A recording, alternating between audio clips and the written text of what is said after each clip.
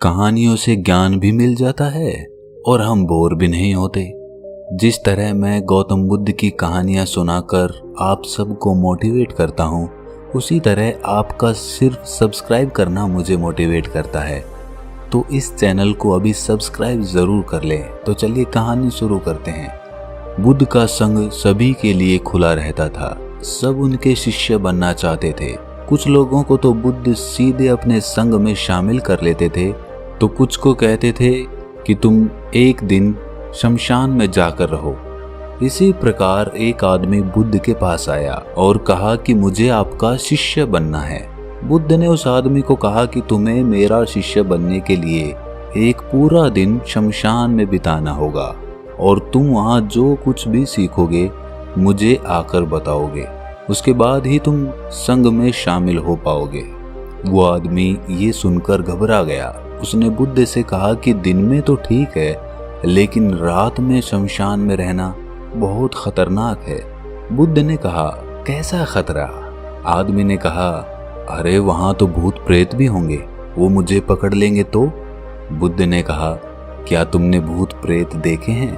आदमी ने कहा, नहीं, पर मैंने सुना है और कुछ लोगों को देखा है जिसमें भूत आ जाते हैं, वो अजीब अजीब हरकतें करने लगते हैं। इस पर बुद्ध ने कहा, तो तुम्हारे पास ये सुनहरा अवसर है ये जानने का कि भूत प्रेत होते हैं या नहीं होते हैं। तुम वहां सिर्फ एक रात गुजारो और फिर विश्लेषण करके बताना कि भूत प्रेत होते हैं या नहीं होते। अगर तुम्हें वो मिल गए तो तुम उनका विश्लेषण करना कि वो कैसे होते हैं, और अगर नहीं मिले तो तुम ये भी जान जाओगे कि वो नहीं होते हैं। तुम घबराना मत, वहां जो भी घटना होगी तुम आकर अगले दिन मुझे बताना। आदमी ने कहा, ठीक है बुद्ध, अगर आप कहते हैं तो मैं एक पूरा दिन और रात शमशान में गुजार लूंगा। बुद्ध ने कहा, तो फिर ठीक है, अभी तुम आश्रम में आराम करो और कल सुबह ही शमशान के लिए निकल जाना। बुद्ध ने अपने 4 शिष्यों को कहा कि ये आदमी कल शमशान जाएगा, तुम उसके पीछे जाना और उस पर नजर रखना, उसका ध्यान रखना, पर याद रहे उसे ये बात पता ना चलने पाए कि तुम उसका पीछा कर रहे हो। अगले दिन वो आदमी बुद्ध के पास गया और बोला, जैसा आपने कहा था मैं शमशान के लिए निकल रहा हूँ। बुद्ध ने उस आदमी से कहा, ठीक है, अब तुम जा सकते हो। वो आदमी शमशान के लिए निकल गया। अगले दिन वो आदमी बुद्ध के पास आया। बुद्ध उसे देखकर मुस्कुराए और बोले, तुमने एक पूरा दिन वहां पर गुजारा, तुमने क्या देखा और क्या सीखा? आदमी ने कहा, मैं वहां सुबह सुबह गया था। कुछ देर बाद मैंने देखा कि कुछ लोग एक अर्थी लेकर आ रहे हैं। कुछ लोग सामान्य थे तो कुछ लोग बेहद खुश थे। उस बुजुर्ग के बेटे ने अपने पिता की चिता को उसके बाद अग्नि दी। वो सब वहां पर कुछ देर तक खड़े रहे। उसके बाद एक एक करके सब लोग वहां से जाने लगे। थोड़ी देर बाद वहां 2 और अर्थी आई, जिसमें एक अर्थी किसी अमीर आदमी की थी जो बहुत सजी हुई थी, उसमें बहुत सारे लोग थे, जबकि दूसरी किसी गरीब आदमी की थी जो बेहद साधारण थी, उसमें थोड़े बहुत लोग थे। अमीर आदमी की चिता चंदन की लकड़ी पर जलाई गई, जबकि गरीब आदमी की साधारण लकड़ी पर। पहले अमीर आदमी की चिता को जलाया गया क्योंकि वो अमीर था, जबकि बाद में गरीब आदमी की। थोड़ी देर बाद दोनों आदमी की चिता को जला दिया गया।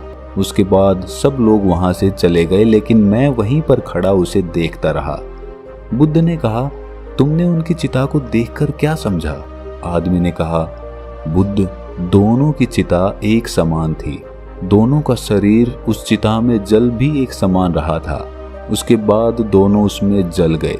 अंतिम में जो बचा ये भी एक जैसा ही था, उसमें कुछ भी अलग नहीं था। हे बुद्ध, उसके बाद वहां एक स्त्री की अर्थी आई। उस स्त्री का पति बेहद दुखी था और वहां आए सभी लोग भी काफी दुखी थे। वो सभी उसके पति को सांत्वना दे रहे थे। उसमें मैंने देखा कि बहुत लोग काफी ज्ञानी थे। वो ज्ञान की बातें कर रहे थे। वो सब महाज्ञानी कह रहे थे कि यहाँ तो एक न एक दिन सबको ही आना है। जीवन हमें ज्ञानता और परोपकार से जीना चाहिए। किसी को कभी भी कष्ट नहीं देना चाहिए। धन के पीछे हमेशा भागकर कुछ नहीं होता है। अंतिम में हम सबको एक दिन शमशान में ही जाना होता है। उसके बाद वहाँ कोई नहीं आया और मैं पूरी रात वहीं पर रहा और अगली सुबह आपके पास आ गया। बुद्ध ने कहा, क्या तुम्हें वहाँ कोई भूत प्रेत दिखा? आदमी ने कहा, नहीं, मुझे वहाँ कोई भूत प्रेत नहीं दिखा। पूरी रात मैं अपने आप से डरता रहा, पत्तों से डरता रहा, जानवरों की आवाज़ों से डरता रहा, लेकिन पूरी रात में मुझे कोई भी भूत प्रेत नजर नहीं आया। ये सुनकर बुद्ध ने उस आदमी से कहा, ठीक है, अब तुम जाओ और आश्रम में जाकर आराम करो। कल फिर एक दिन और रात के लिए तुम्हें शमशान में जाना होगा। वो आदमी ये सुनकर बोला कि आप कैसी बातें कर रहे हैं? आपके कहने पर आज मैं पूरा दिन वहां रुका। वो समय मैंने कैसे काटा है मैं ही जानता हूँ। अब मैं दोबारा वहां नहीं जाऊंगा। बुद्ध ने कहा, जो खास चीजें तुम्हें वहां जाकर मिलती वो तुम्हें अभी तक नहीं मिली है। तुम एक दिन और वहां गुजारो, तुम्हें वो अवश्य मिल जाएगी। ये सुनकर आदमी कहता है, ठीक है, मैं आपके कहने से एक बार और चला जाता हूँ। ये कहकर वो आदमी आश्रम में जाकर आराम करने लगा। अगले दिन वो आदमी फिर बुद्ध का आशीर्वाद लेकर वहां से शमशान के लिए चला गया। एक पूरा दिन बिताकर वो अगले दिन फिर बुद्ध के पास आया। बुद्ध ने पूछा, तो तुम्हें वो चीज मिली? आदमी ने कहा, हाँ, मुझे वो मिली। बुद्ध ने पूछा, तो बताओ तुम्हें वहां क्या मिला? आदमी ने कहा, मैंने देखा कि कुछ लोग शाम को मुझे अर्थी पर लेकर आ रहे हैं। मेरे पीछे कुछ 15-20 लोग चल रहे हैं और मुझे 4 कंधों पर उठा रखा है। मेरे पिता आगे आगे चल रहे हैं। कुछ लोग मेरे ऊपर फूल फेंक रहे हैं और मेरे कुछ रिश्तेदार मेरे पीछे चल रहे हैं। वो लोग बेहद दुखी थे।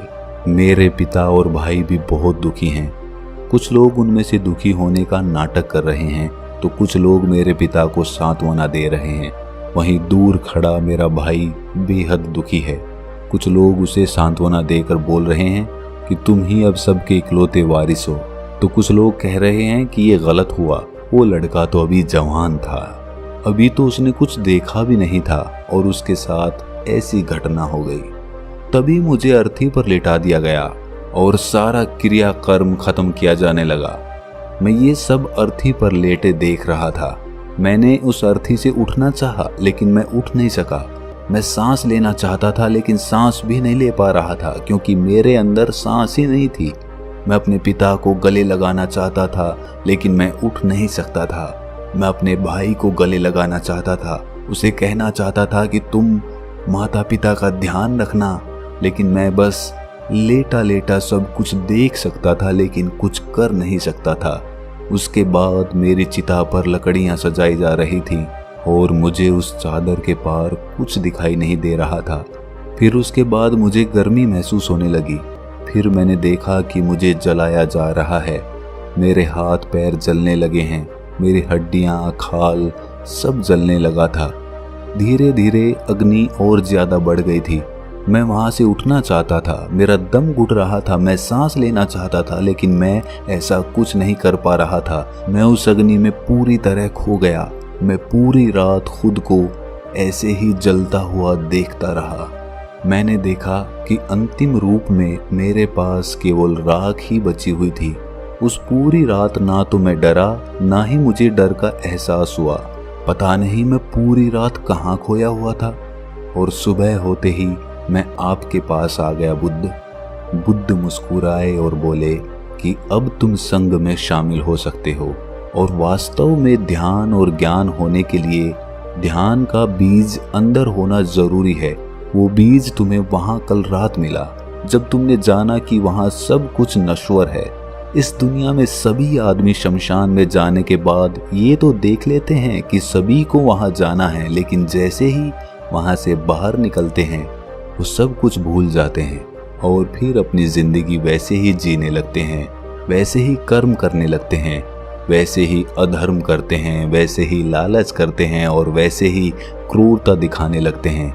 और जैसे ही शमशान में जाते हैं सब धार्मिक हो जाते हैं। पहली बार जब तुम शमशान में गए तो तुम भी उन्हीं ज्ञानी आदमियों की तरह थे, जैसे कि वहाँ सभी महाज्ञानी आदमी आते हैं और जैसे ही तुम दोबारा वहां गए और आज वापस आए तो तुम्हारे अंदर भी ज्ञान का बीज उत्पन्न हो गया था। हम तब तक जीवन को नहीं समझ सकते जब तक हम मृत्यु को नहीं जानते। जो आदमी बीमार है वो स्वास्थ्य के महत्व को समझ सकता है। जो ध्यान का बीज तुमने कल रात पाया, अब उसे तुम्हें लक्ष्य बनाना है और ऐसा विशाल लक्ष्य तुम्हारे अंदर उत्पन्न होगा जो सभी को ध्यान की छांव से परिपूर्ण कर देगा। तो दोस्तों, अगर ये कहानी आपको ज्ञानवर्धक लगी तो इसे अपने दोस्तों, मित्रों और रिश्तेदारों के साथ साझा जरूर करें और हमारे चैनल को सब्सक्राइब करना ना भूलें। तो मिलते हैं अगली किसी कहानी में, तब तक के लिए अपना ख्याल रखें।